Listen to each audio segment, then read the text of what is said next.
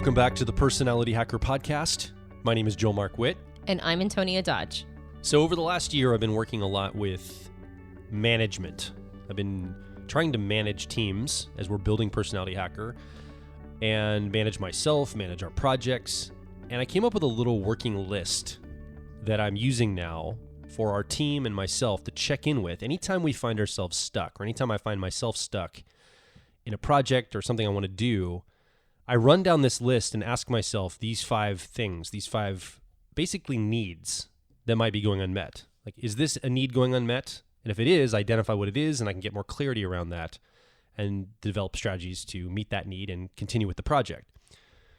I haven't been able to find something outside of these 5 areas. So if you're listening to this and you're missing a category, number 6, this is really important.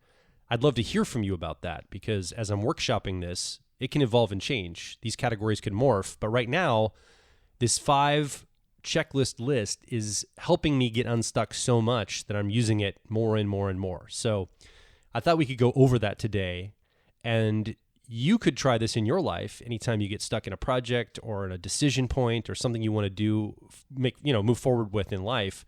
Use this short little list and then share your results back to us and let us know how it's working for you. By the way, Antonia, do you find yourself getting stuck with things? Yes, of course. Of course. And you probably have your own mechanism to move forward with stuff. You know, when you shared this model with me, I realized I think I go through something kind of similar. I think that's why I like the model you're about to share, because it's basically my internal I hadn't articulated it, I hadn't put it into words, but it's a very similar list that I go through as well. I find myself getting stuck on things that are more personal than project-wise. No, is that true? I don't know. I get stuck on project stuff all the time too. I don't know. I just find that this is a very, very good list for helping me identify what's going on for me. And I love that of all the brambling podcasts that we have that's focused on the stuff that I want to talk about, I love how get to the point this one is going to be. I love how we're just going to talk about this list, and I'll probably do unnecessary color commentary, but it is super practical, and I think it absolutely has moved the needle whenever I've gotten stuck. Absolutely. And I want it to be practical. And this is definitely, as an ENFP in the Myers-Briggs system, this is definitely my effectiveness, extroverted thinking, 10-year-old or tertiary process that wants to make a list, make it super practical, and then share it with people so they can make a change in their life directly for action, right? Behavior change. So in the same vein of extroverted thinking or effectiveness, let me just pick a real world example here as well. We can workshop something from my own life. I struggle continually to get a regular workout routine or schedule going, something where I can physically build my strength, eat healthier in some rhythm or routine. I'll start it and then it won't last and I'll end up messing it up. And so I would sit down and go, okay, what's my challenge here? Like, I can't seem to get a workout thing going in my life. Like, I'll dabble at it, I'll get some results, but then I'll backtrack. We'll go on a vacation or trip. It'll all fall apart. Like, what's going on there? So I run through this list. I'll take this example. We'll run through this list. The first item on the list that I ask myself, or the first question is, am I missing permission?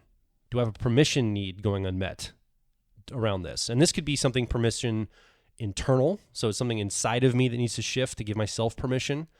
It could be external. Somebody else needs to give me permission, like society permission or a relationship permission from outside of me. Or it could be legal permission, like I need somebody to literally sign off legally on the permission side. Like I'm not allowed to do this legally for some reason. So it could be different areas of permission. But permission is the first category I look at. Working out, I feel like I've given myself permission. I feel like I have social permission. I feel like I have logistical permission. It's not illegal to work out. I'm not in a place where I'm breaking the law to do that. So I don't think permission is the issue there.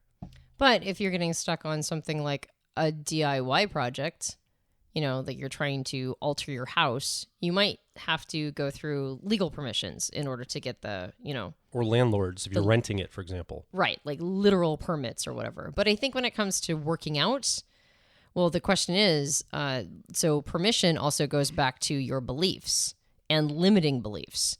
So I think when it comes to permission, you can crack the hood open of that a little deeper as well by not just going, well, I have societal permission to work out and I have personal permission, I have relationship permission, but there are implications that come along with working out.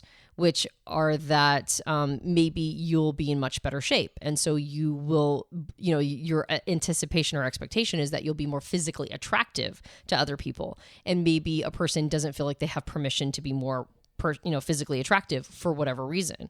Or there might be some limiting beliefs around, say, your brother he's a bodybuilder and he's in the gym 2 or 3 hours a day. And let's pretend, I don't think this is going on for you, but let's pretend a person is like, well, I'm never going to be as big as my brother, I'm never going to be as muscular as he is.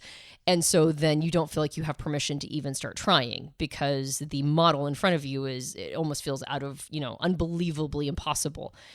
Or maybe you don't feel like you have permission because even if you did work out, you wouldn't get the body that you wanted to. So I think the permission piece is complicated. It gets folded in with all of our limiting beliefs and all of our assumptions about ourselves. And when it comes to a project like I said, with DIY, those permissions or do-it-yourself projects, those are permits that are sanctioned to you by outside entities. Those are a little bit more obvious.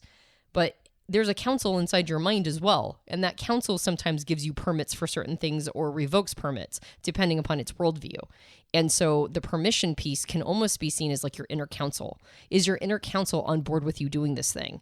Do they think that it's a good idea for you? Are they worried about how it's going to change the landscape of who you are and how you operate? And I think that's like almost think of your mind as issuing you permits for certain projects. And if it's not, why would it have revoked it? I think permission is probably the most elusive of all 5 things we're going to talk about today, because it can be very nuanced and subtle. For example, if you're with a friend group, that the culture of that friend group is, maybe just doing activities that aren't health activities for your body. And then you're the one in your friend group that starts to do that. That's going to change the relationship of you and your friend group, the relationship between you and your friend group as a whole, and also the individuals in that group. And it's also going to change the relationship of those people with each other too, that you're not a part of, just by the fact of you doing something different than your friend group is doing. And that's really a permission issue. Can you give yourself permission to do something, whatever that is? When we're talking about working out right now, but it could be any activity, anything you want to move toward. There might be some permission issues. There's self-permission projected outward that you think other people would prevent you from, but really it's still back to the self. So this is permission is one of those things you didn't know you needed until you get it. And now in retrospect, you're like, oh man, I was lacking permission in that area. So it might be hard to find this one. This one's a little tougher, I think, for a lot of people. I think oftentimes if you find yourself stuck though, it's a good one to ask yourself first. And then it's also a good one to ask yourself last. Because as we go through the other line items here, if those are the other line items are a little bit more direct and clear. And so if you get to the end of that and you're still coming up short, route back to this number one around permission. I mean, you said, we're just talking about working out, but it could be anything. There are certain friend groups that if one person starts to work out, the friend group suddenly gets threatened by that behavior. They think that that's a commentary on them somehow. They personalize it to them. And then there will be an almost crabs in a bucket sort of response to it. Like they'll discourage you. They'll tell you not to do that. They'll tell you not to go work out, or they'll tell you not to attend to your health in those ways because they take it as a personal slight on them. And so now you might have inner permission, but you don't have social permission. And then that routes back, like you said, to your relationship to that friend group and their relationship to each other. And now you feel like, well, maybe it's not worth the ROI. Like if I'm gonna lose my friends, why would I do this if I'm going to lose my friend group? Not thinking, of course, that that's none of their business, and then personalizing it has absolutely nothing to do with you. Like that's them and their issues. And that said, you could see why somebody would really struggle with permission if they're in a context like that. And you can take that to just about anything. You can take that to the values in your family, right? Like, do you have permission to go do the thing you really want to do if you think the rest of your family is now going to look down on you? If you're going to maybe lose status or lose, it won't seem virtuous to others, but it's virtuous to you. But now you don't know if you have permission to take this action that will reflect back to other people that you have a virtues clash. So there's a lot of things around permission that are really complicated. And if you can't put your finger on why it's so hard, right? What's stalling you out? sometimes you have to revisit this idea of permission multiple times in order to source it. Yeah, I think that's well put, because it can be more than just the obvious. So anytime I'm doing a project, I'm stuck, or someone in my world is stuck, and we've talked about the permission issue. Yes, permission's there. I go to the next question is, are you missing clarity? Or am I missing clarity? Clarity of outcome. Really, what is the goal? Like, do I have a clear picture of the thing itself? Like, what am I actually after? When I talk about getting healthy, working out, eating healthy, what do I actually mean by that? What does that look like? What clarity can I bring to that? Am I lacking clarity around that issue? Often we start projects as humans, partnerships, we move toward things and we don't have the clarity needed for those. We get stuck and we don't realize at the time, we blame a bunch of other things when it's, well, what's the clarity of this goal in the first place? Like, one thing in meetings, for example, I like to ask is, what is the goal of this meeting, or what problem are we trying to solve? Because that gives us clarity to the outcome we want at the end of the hour of conversation. We now have a goal that every topic and conversational element can organize around. So I think clarity is massively important. Now, I would put a caveat on this, is that sometimes it's not clarity of outcome that I personally am seeking. Sometimes it's clarity of alignment with certain energies, Sure. which is that I don't have extroverted thinking or effectiveness in my first four functions. And so it's a tougher function for me to find or to be motivated by. And oftentimes that function is part of how a person defines what success means. It's like, did this pass or fail? It's really good at narrowing down what a pass is versus what a fail is. And I don't oftentimes think in those ways. And so sometimes I don't have clarity of outcome when I start a project, but I still have lots and lots and lots of clarity of the thing itself moving me towards it. And so I think energetic clarity, meaning that I am aligned with this project. This is something that's important to me. This is something that I think good things are going to emerge from it. I don't know what that emergent is going to be entirely, but I know that this is the thing that I want to be a part of. And so even if you don't have necessarily clarity of outcome, you can have clarity of alignment, or clarity of, I guess in introverted thinking or accuracy language, it would be, this makes sense. It makes sense for me to do it even if I don't know what exactly is going to come from it. So I think that is also its own brand of clarity. And I think this is my first stopping point. As I reflect, I'm looking at working out. I think I lack some clarity here of outcome, because there really is no outcome.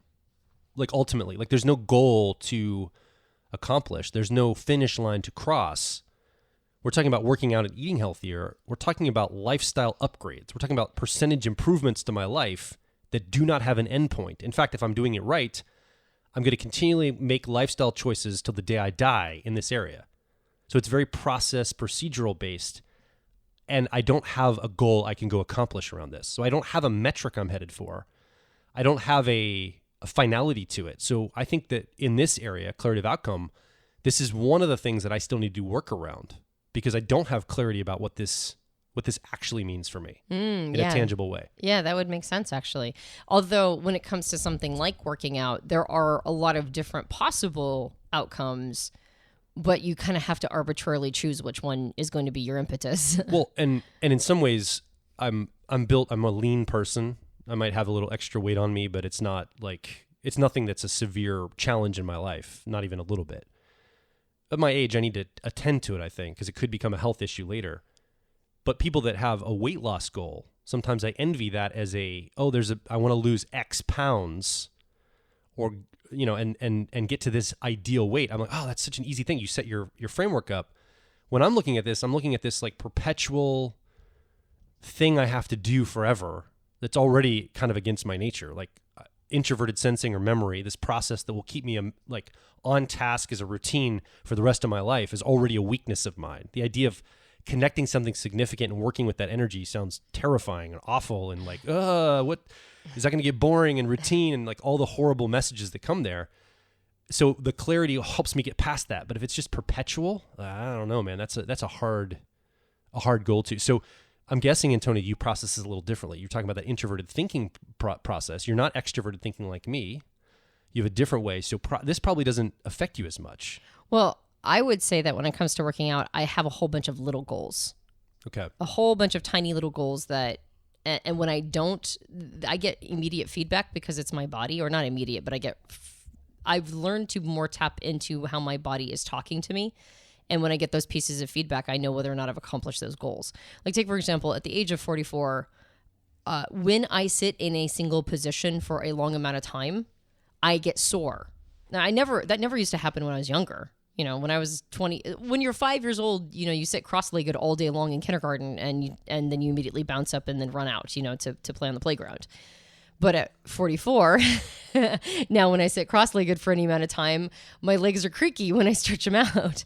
So what working out does, because working out doesn't just include resistance training and cardio, it also includes stretching and yoga and those kinds of things.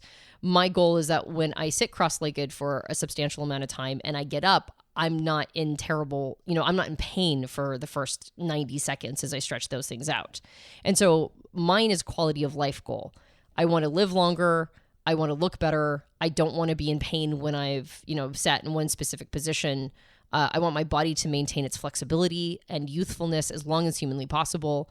And I want to make sure that, so one of my challenges, and like you said, you are long and lean, right? You're 6'2", and I've never seen you have anything more than like the tiniest little cutie little, the infinitesimal muffin top. And it's like, oh, look, you gained so much weight over the holidays, right? And it's like this tiny little, bit of flesh, which if I got down to that tiny little bit of flesh, I would be thinking that I was like winning at life. So you don't have the aesthetic piece, that's necessarily a big challenge for you. One of the challenges I have, and it's not aesthetic, it's health-wise, is that I am an apple-shaped body. And that means that I have, all of my fat, when I gain weight, all of my fat surrounds my organs. And it's the least healthy of all the body shapes if you gain weight. So a big piece of my challenge is that I can't have much body weight on me at all without it being dangerous. Now, as a woman, if you're more pear-shaped or, hourglass figure-shaped, if you put more of your, I guess, meat, you'd call it, in your hips and your butt, that isn't surrounding your organs. And so it doesn't matter, right? I mean, I guess it technically does, because, your joints will fill the excess weight and that sort of things, or that sort of thing. But it's not dangerous like it is for me. I gain my weight around my organs. And so a very little amount comparatively to other body shapes is going to be dangerous for me. And so I keep that well in mind. So another one of my clarity of outcomes is that I don't want to be to a place where I'm endangering my life, knowing that I drew the short straw, right? I drew the apple-shaped body, and that means I have to be more responsible to it. I have to be more responsible to this body shape that tends to be less healthy than other body shapes just because of how it's shaped. And I have to, I can complain about that, or I can do something about it. So I would say when it comes to clarity of outcome, I have a whole bunch of little outcomes. I don't want to be sore when I sit cross-legged for a long amount of time. I want to not have high body fat percentage so that I'm not, putting myself in the space of danger. I want to look as youthful as I can for as long as possible. There's an aesthetic motivation. And all of those things, like if I can fit certain outfits that I think look good on me and I still look good in them, that's one of my, that's a clarity of outcome. That's one of my small goals. If I can, have that flexibility I'm looking for, that's one of my little outcomes. If I can, feel good when I go to the doctor and they're giving me my cholesterol levels back, that's one of my little outcomes. And so those are the things that keep me going. I think that's very important, and I'm actually going to take some of those things and think about them in the clarity, because I actually didn't intend for my sticking point to be around clarity. I was going to run through these, and I expected my example to get down in some of the other areas, but I'm realizing I don't have a clarity on this. Like, as I'm literally talking about it right here in real time, I am missing that piece. And so some of these smaller pieces of clarity, I think, or these smaller metrics or goals, I think will help get me that clarity. So you've gotten permission figured out. Like, the first item is permission. Do I have permission for this? Am I needing permission? No, I'm good. I've got permission. Then do I need clarity? Do I need to add more clarity around what it is that I'm actually after? Clarity of outcome, or at least clarity of the metrics you'll measure your success in this area, right? It might be more optimization, but you still have to have something to know whether you're doing well or not doing well. Or clarity of energetic alignment. Correct. Right? Like, this is the thing I want to be doing, even if I'm not 100% sure how it's all going to pan out. Yeah, I feel good on this trajectory. And that good feeling is what I'm measuring then. Like, I feel aligned with this part of my life or this project or this thing, whatever. So I think those two things and they're primary, I think, up front. And then the next thing I think to ask, if you're still stuck, those two criteria have been handled, but you're still stuck. The next question is, do I need to build competency or know-how in this area? Is the reason I'm stuck is I'm missing skills. I need skill development. So I have full permission to do this, and I have clarity of what I want to do, but I don't know how to do that yet. So I need to go train myself in how to do this thing and build competency. This is usually where I get stuck. Almost always. When I'm stuck in a project, it's almost always in the know-how. What's the process I'm going to use? Do I have the skills necessary to be able to work that process? Am I going to build those skills fast enough to be able to apply them to the project or the thing I want to accomplish? Will I have to learn those on the job? And then how much time is that going to take? And like this is where I get all discombobulated. This is like it's almost always incompetence and know-how. And I think the two parts of this are not just skill development, but also what is my process going to be? Because I think this is common for perceivers, but particularly people who use introverted thinking or accuracy. Process is so much more important to me than outcome is. I almost always hyper focus on the process, assuming that the outcome will be desirable if my process is good. But that means I'm always on a hunt for a better process. And there are a lot of things that I've taken on that I realize in retrospect I didn't have any processes around them. They were just, I bit off way more than I could chew. And then when I get in the middle of it, I almost create synthetic fires, right? I turn things into like having to put out a fire situation or wait till the 11th hour in order to force myself to do it anyway, because I'm not 100% sure how I was going to go about it originally. And so now if I'm in an emergency situation, then I let go of the elegance of process and I just get into doing it. I think process is a great thing to bring up because, so you and I think have a great skill on recording podcasts. We're really good at coming up with ideas, talking about them, unpacking them on here, or running a live event. Those are skills we have. But without a process to put those skills against, which is part of this, I think, the how-to, some of those things would fall flat. In other words, let's get to a live event and we don't have the way to check people in, or like it's beyond just the skill level. There's like processes to make that thing happen, right? So I think that's really a good framework for this. And it kind of bleeds over to the next one a little bit. I think the process could transcend this around know-how, competency, and skill, and also bleed into the next question I would be asking, which is, do we need more resource? So the fourth thing is, if we've got the permission thing handled, we know that there's permission in place, we have clarity of outcome or of alignment with energy, we have the know-how and skills being built along with processes. Well, now do we have the resource to actually execute on this project? Like, I'm running a live event, do I have the resource to rent the room to hold the live event in? Or do I have the resource to have lights and a camera to record that event? Or do I have the people coming to that event? Like these kinds of things. So when I look at my workout situation, I have a gym membership. I even have my nephew left some weights in our basement. So look at the resource question. I go, I have all the resource. Like I have the ability. Now, time resource is something I think I don't have, right? But there's 24 hours in a day, and it doesn't matter how rich or poor you are. We all have the same amount of hours. So if anyone is able to figure out how to work out in a 24-hour period, then certainly I can also figure that out. I'm not under-resourced in time. I'm just not very good at using my time resource very well. Yeah, well, it's an allocation of it. I mean, I can almost hear somebody react to the idea that rich or poor, you have the same amount of time in a day. The less resource we have, the more we have to trade our hours for money in order to gain that resource. And so when a person is under-resourced, when they don't have as much money, they have to usually hoof it with time. And so if you're poor, you might have less time. But then by the same measure, you might be poor because you're not putting the resource of time into things and capitalizing on that. You don't have more time if you're wealthy. You're able to leverage the time you do have. Exactly. And some people are wealthy because they've leveraged it into working 12-hour days. And so I think that idea is something that gets a lot of balking at, but actually at the end of the day, like we make choices of how we're going to allocate that time. And then there are certain seasons and cycles of our life in which that time gets gobbled up. Like take, for example, Piper at 9 years old. is way less of a time commitment than she was when she was 2 years old, right? Or a newborn. Like all my resource had to go into Piper as my child when she was a baby or a toddler. And now that she's 9, I can feel a loosening up of some of that time commitment. I don't have to pour absolutely every second into making sure she stays alive in order for her to be able to have a rich experience as a child, right? And so, so we make some choices, and there's seasons in our life in which it doesn't feel like we all have the same amount of time. And yet at the same time, I mean, I guess I technically could have completely ignored her as a toddler, and I would have had to take the consequences later. But that was how I chose to spend my time. That said, when it comes to working out, you don't just have the resource of time that you have to pour into it. You also have the resource of energy.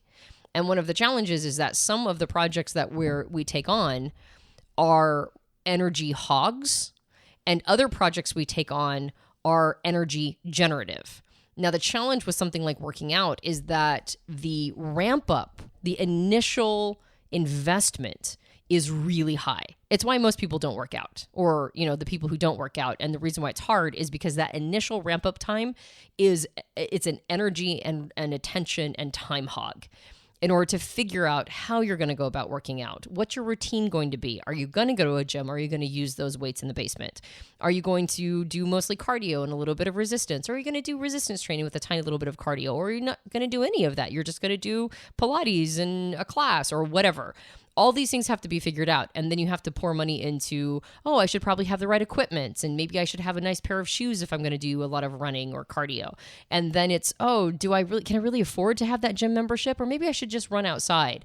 You've got to figure all these things out. Then you've got to figure out what's my right diet, and what's the right workout for my body type, and what's the right, diet for my body type. And all of these different things have to be figured out. The on-ramp to choosing this as part of your lifestyle is massive. What's great about it is it's also generative. Once you get going, once you enter the on-ramp and get on the highway, now it's one of those things that people get addicted to because they don't have enough energy unless they're doing this. It helps them sleep better. It helps their body, or train their body that they're going to need more energy in the day to be able to apply to this. And so they find their minds clearing up, they find their energy to be heightened, they find their sleep to be higher quality. Everything gets bigger after the massive commitment up front. And so getting through that is tough. So it's not just, do I have the resource to be able to work out? And saying that as you observe people who have already done the on-ramp and they're in their stream and they're in that part where they're now working out on a regular basis. The question is, do I have the resource to pour into the onboarding?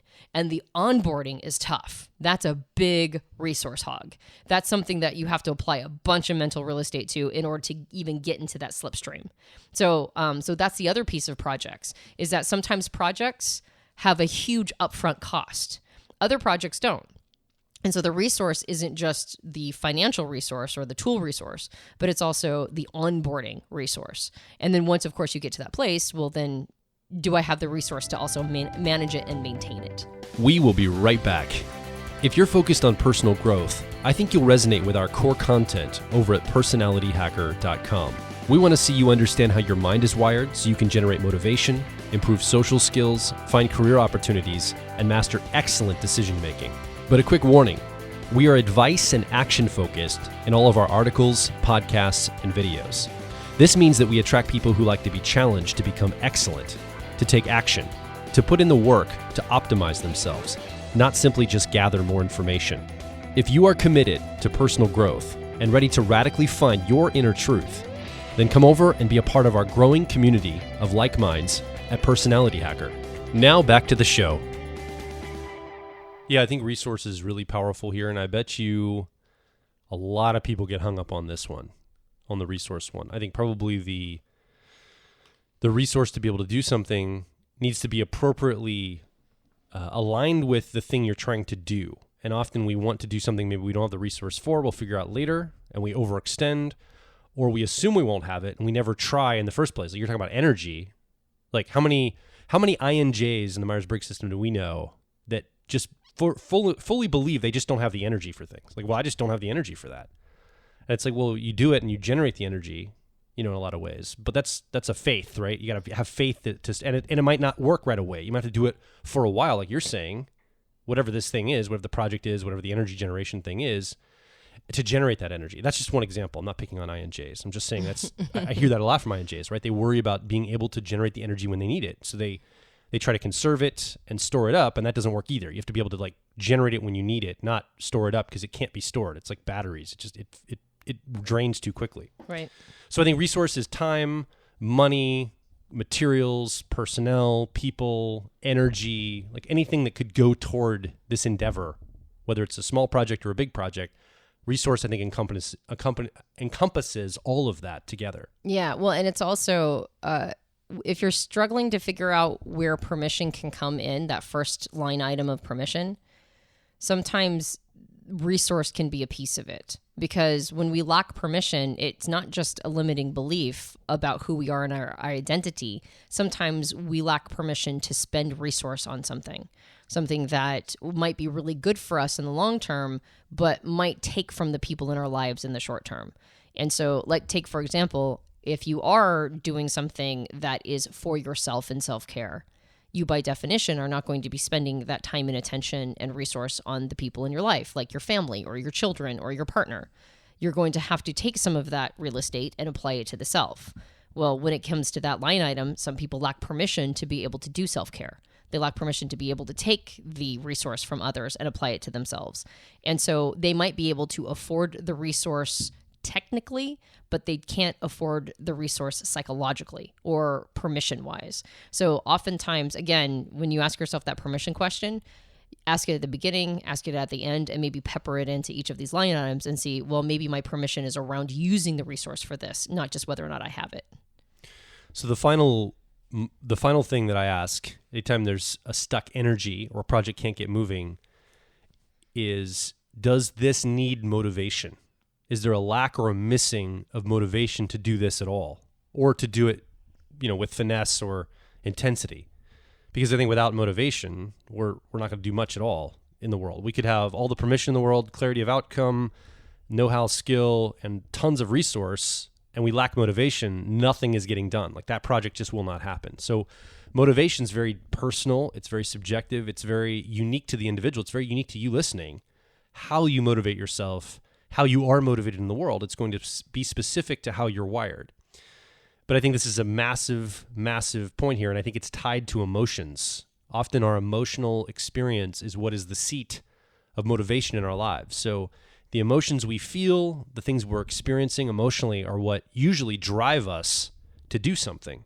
And so if you're struggling in the motivation area, often this can be either getting in touch with your emotions more, like getting in touch with what actually matters to you on an emotional level, or just getting clarity around those, getting more nuanced around the things that are really important to you, because you might have conflicting motivations. That's something I deal with a lot in my life, is I have motivations that seem at odds with each other. So there's a value conflict or an emotional value conflict within myself that often stops a project from moving forward or stops me from doing something going forward.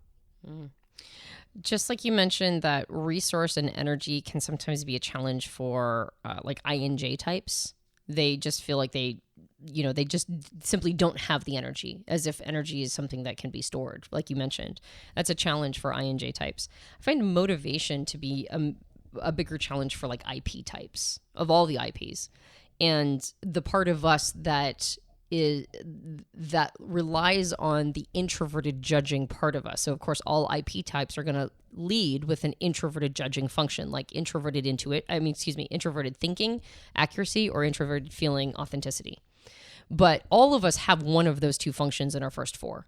And oftentimes when we lack motivation, it's that part of us isn't bought in for some reason. Like the part of us that makes a subjective determination on what's important to us in either a makes sense logical way or in a more identity level alignment way. When that part of us isn't bought in, it's really hard to get the whole machine going. And so IPs tend to struggle with it because this is their dominant or driver function. But they know this about themselves. They're aware of their motivation challenge and that something has to strike them. And so even if they're haven't gotten to the right prescription yet, usually they're kind of tapped into the diagnostic.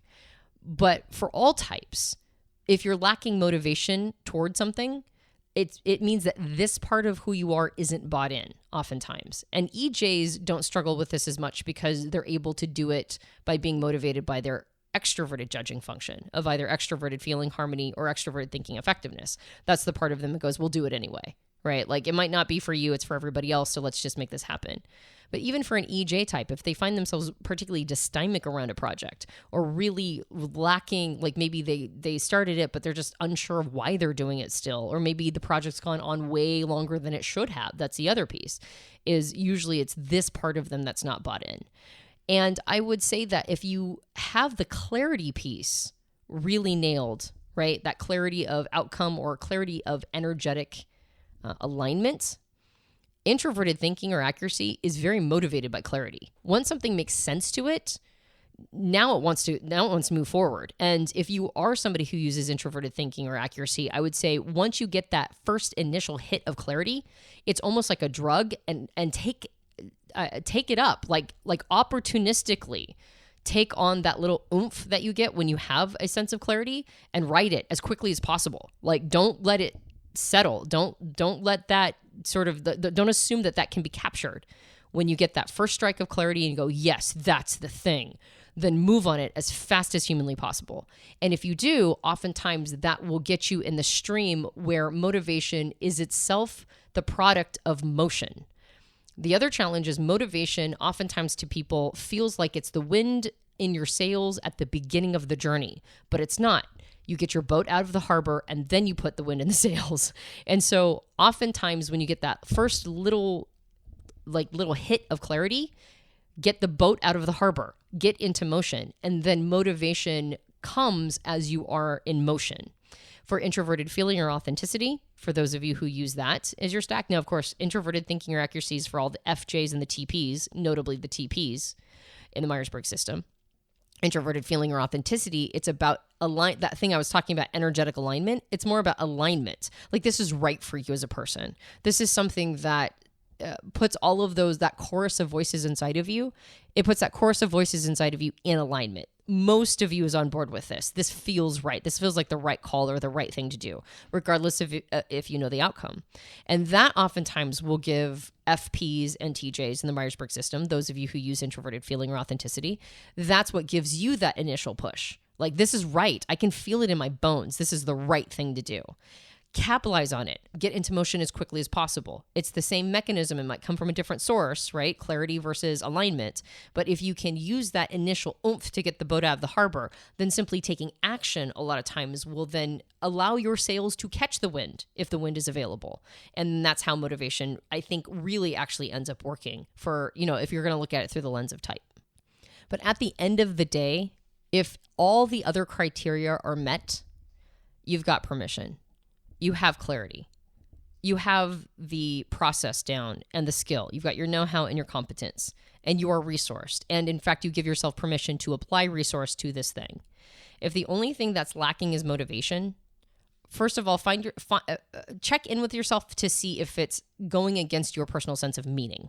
Motivation and meaning are very tied as well. Not just what makes sense to us and strikes us as a person, but also what brings purpose and meaning into our lives. So check in to see if purpose and meaning are also being met. But if you have all the other criteria and your motivation still isn't there, as I mentioned, get the boat out of the harbor. Do it anyway. A lot of times the challenge is the initial setup cost.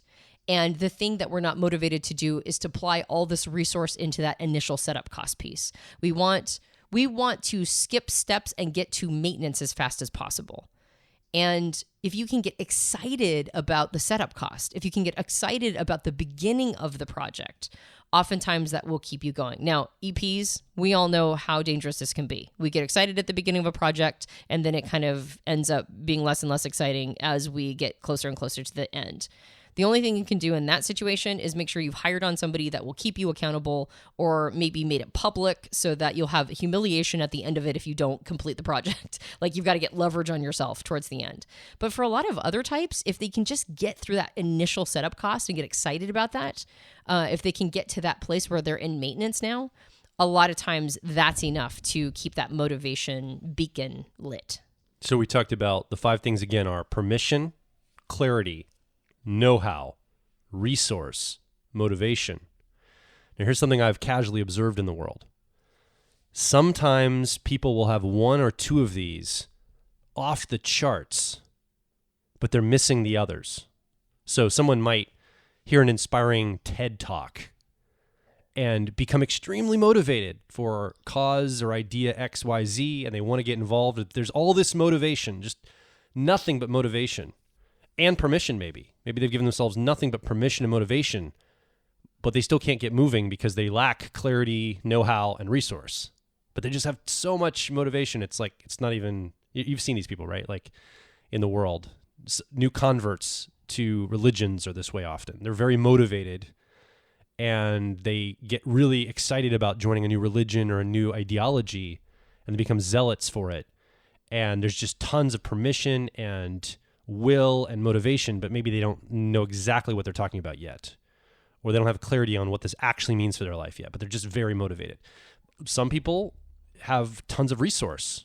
They have money and time dumped into their lap. They don't know what to do with. They're completely unmotivated. They have no clarity, but they have so much resource. You listening and me would both envy them. Like, wow, look, if only I had that resource, what I could do with my life.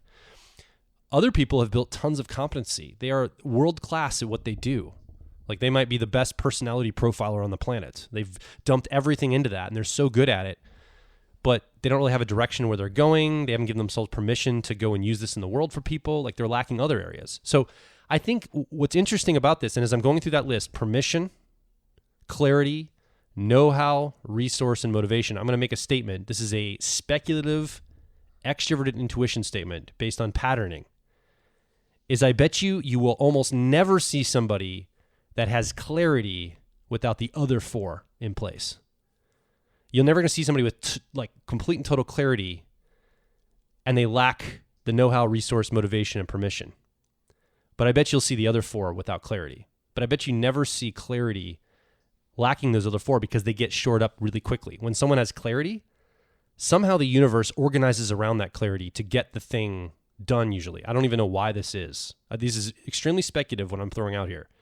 But something tells me that if you get clarity, like if you could only focus on one of these 5 things to move a project forward, this is kind of that quote that's attributed to Einstein. If I had an hour to solve the world's problems, or to solve a major problem in the world, I'd spend 55 minutes defining that problem. It's this idea of getting clarity. What is the actual outcome? What is the process? What's the mechanism or the metric we're going to measure this thing against, whether it's personal or external or whatever?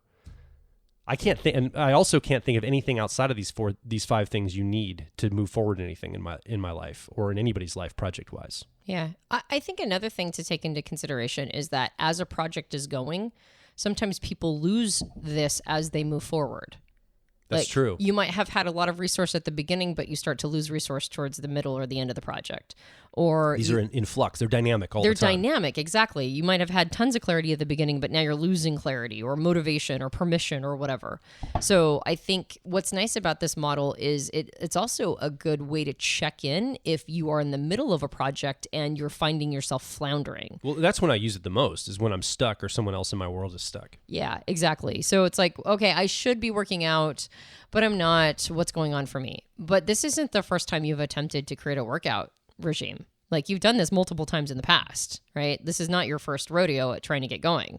And I hope I'm not. I know. I feel very vulnerable in this episode because I'm like admitting that I'm terrible at this, like publicly. Oh, I'm sorry. No, I'm keep going. Okay. I'm in it now. Like we're coming up to the end of the show. We're knee deep in it. Everybody knows now, Joel, your terrible secrets. Yeah. But I mean, like you said, you've never really had a problem in the past. You've always been in good shape and healthy. And so this is one of those things that you have to attend to now because of your age. Yeah. And because of, it's like you don't get to ride the coattails of youth forever. And so we have to address certain things in order to make it so that we can live as long as possible and in the best health. So I don't think we're talking about you having this, terrible situation that must be addressed and we're staging an intervention or anything. I mean, it's just it's just a thing.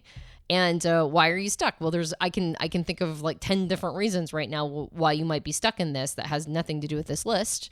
And then also this list helps diagnose some of the ways that you can get to the other side of stuck. And so that said, going back to the original triggering statement, which is this isn't your first rodeo and trying to start this. It's not triggering. It's just, it's embarrassing. It's not triggering at all. It's like, oh man, Joel's a loser. He can't get his health together. But you, okay, I'm sorry. I'm being somewhat hyperbolic, Okay, obviously. Good. Yeah, All right. I'm not that worried about it. Because now I'm like, oh, do I keep talking No, about it? keep going. keep going. I feel like I'm in a corner now. And nobody puts a baby in a corner. So, so anyway, the point of all of that is I don't think that you've mastered the on-ramp. That's really what it comes down to, is you just haven't mastered the on-ramp. And that doesn't mean that once you master the on-ramp and you get going and you're on your way. I would argue that when it comes to health and working out and taking care of my body, I've totally mastered the on-ramp. I am terrible at keeping the rhythm going.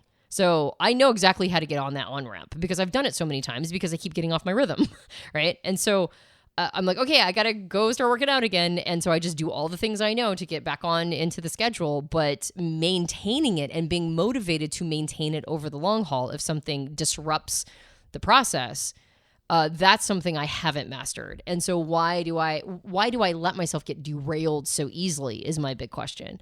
And oftentimes I'm not motivated to keep the cycle going because I get bored, right? And it's like, well, I don't necessarily find the other styles of working out to be that interesting either. And so I oftentimes lack motivation. And so then it's a matter of, well, do it anyway, right? Like sometimes motivation comes and goes when you're doing something that's hard, like folding working out into your lifestyle. And so I think that that's why these questions are so powerful and so important for me, because when I'm trying to maintain something that I put all this time and resource into starting, right? The on-ramp was very expensive, but yet I was able to get there. It's really nice to have a diagnostic tool for those moments when I just kind of want to abandon ship. And it's like, well, you put all this time and effort into creating the routine to begin with. Why would you just abandon ship later? And so it's nice to have a mechanism to go, okay, what are the things that I'm lacking here at this stage of the game, at this moment in the timeline of this project? What's the thing that I'm lacking so that I can stay on the routine and not have lost all of that energy that I spent in the on-ramp? I just realized this list is what is missing or what do I need in order to do XYZ ... But I also realized this list is a little bit of something that will list out what you lose when you move forward on a project. Because as I'm thinking about, I think you're talking about motivation. I'm resonating with what you're saying. When I think about working out, I think about it's like a decision point of no return.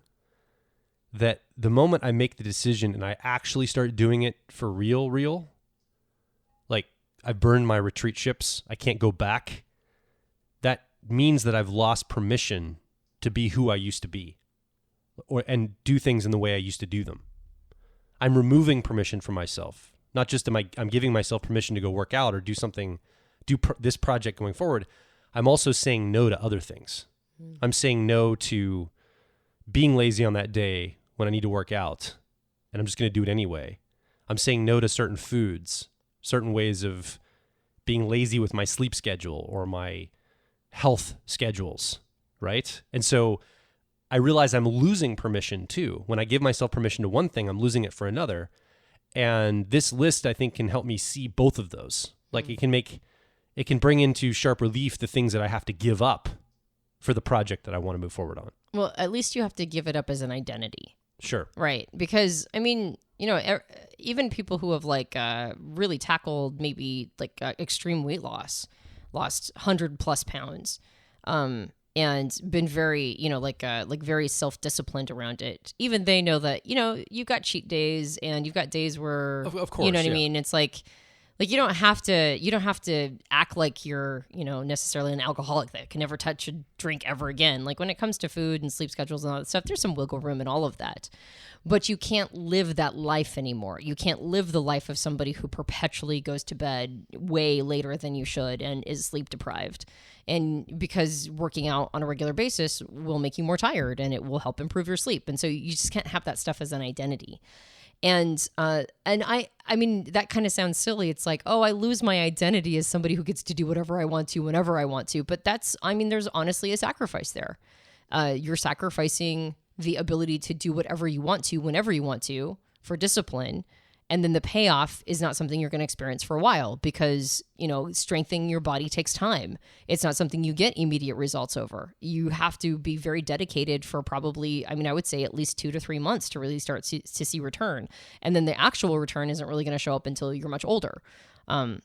People who are young, they get, healthy reports back whenever they go in for physicals. They get healthy reports back at all styles of weight.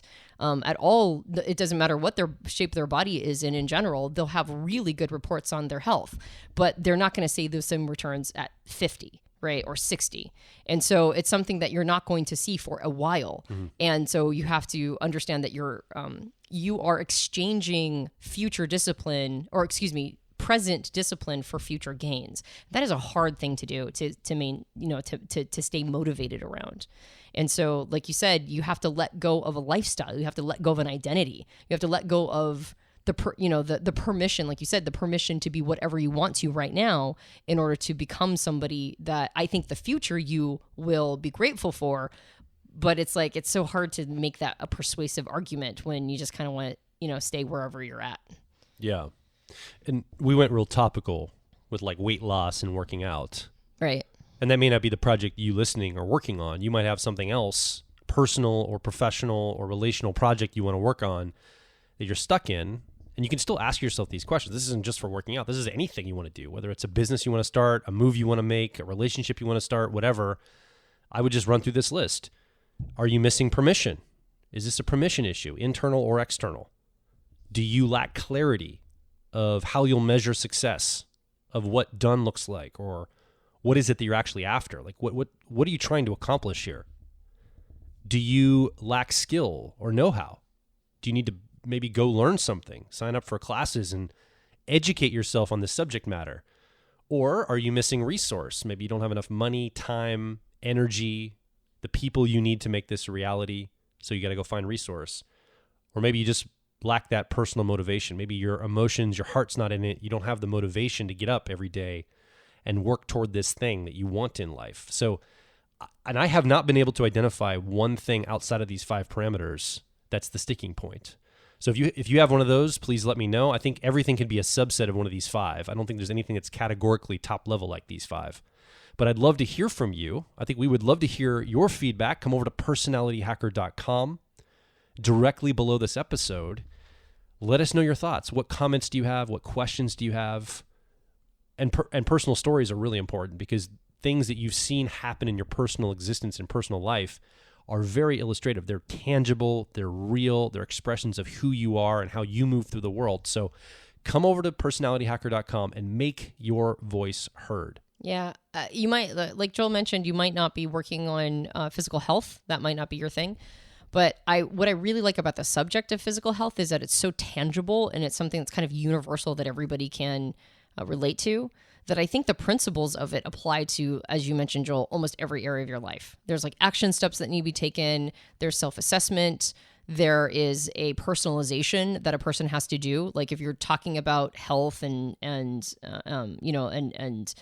making your body as healthy as possible, considering whatever your personal limitations are, that's something that you have to identify, and you have to ask yourself honest questions around being resourced around it and what's good for you as an individual. And so we really have to take those things to other areas too. You have to, while seeing things at a 20,000 foot view and go, what's generally necessary for success, you also have to turn it into something that's very individualized since our bodies are all different. And so I think that's another reason why this subject is a really great way of carrying it into other subjects, is that it's like an easy thing for an easy, tangible thing for us to wrap our heads around and understand the levels of personalization that are necessary, while at the same time as having general principles, that we can take that concept and apply it to all the other areas of our life. So it was very topical, but just assume it's an analogy for all other areas. And that said, if you enjoyed this podcast, you can subscribe to us on iTunes and various Android platforms. And if you leave us a rating review on iTunes, that helps us out a lot. We have a book. It's called Personality Hacker. We spent a long time writing it, and we think it's a solid one. So if you would like to understand personality type and cognitive functions specifically as it relates to every type, understand concepts like loops, our dominant or driver and 10-year-old loop phenomena, or our grip phenomena, or the firm model that we talk about in the podcast. If you want to get a written version of all of this so that you can go back and reference it over and over again and share some of these findings with friends and family members, go check out our book. You can get it at all major book retailers. And if you special order it through a smaller bookstore, maybe one local to you, we would be tickled pink. What I love about the book is we spend a lot of time breaking down the Myers-Briggs system into understandable chunks and sections. And then we have reflective moments in the book where you can journal back the things you're learning. So we break it down step by step and then ask you questions to ensure you're learning along the way. So it's a really great way if you're struggling with cognitive functions, for example, or understanding how each personality 4-letter code corresponds with mental wiring in somebody. It's a great reference guide, but it's also a great learning tool. And then each of the types is obviously addressed in a chapter to that type. All 16 types are. So I just want to echo what Antonia said. I think the book is valuable as a resource. It should be on your bookshelf, and I would encourage you to give it to friends and family as much as you can, because this is a powerful book that helps explain and understand the system in a sophisticated way. Yeah, there's also general prompts to personalize it to you. Like, how are you experiencing loops and grips, and what are ways that you can take opportunities to develop some of these functions? So that's right. Yeah, it's a good one. Go check it out. And if you leave us a rating and review on Amazon or on Goodreads, that also helps us out a lot. Of course, we have a suite of programs that are personal growth oriented through the lens of personality type. They are really good. We've got a program on the body-mind connection called Young on Yoga that we produced with Dr. Dario Nardi, which is fantastic. It talks about Carl Jung's trip to India and his understanding of how the body works in yoga, and it relates to cognitive functions, and it is a thing of beauty. It includes actual yoga sessions, 3 different yoga sessions, and breathing work and breath work, and it's a fantastic program. Go check that out. We also have our Enneagram starter kits, which are produced with Dr. Beatrice Chestnut and Oranio Paez, and they are a great complement to our own Myers-Briggs starter kits. So go check those out, see if there's anything that is right for you at this time period in your life if you want to invest in your growth and development. My name is Joel Mark Witt. And I'm Antonia Dodge. And we'll talk with you on the next Personality Hacker Podcast.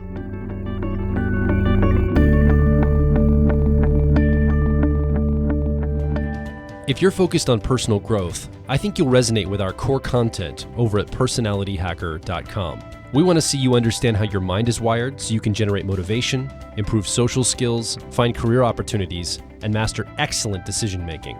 But a quick warning, we are advice and action focused in all of our articles, podcasts, and videos.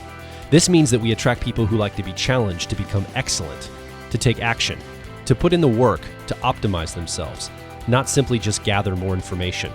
If you are committed to personal growth and ready to radically find your inner truth, then come over and be a part of our growing community of like minds at Personality Hacker.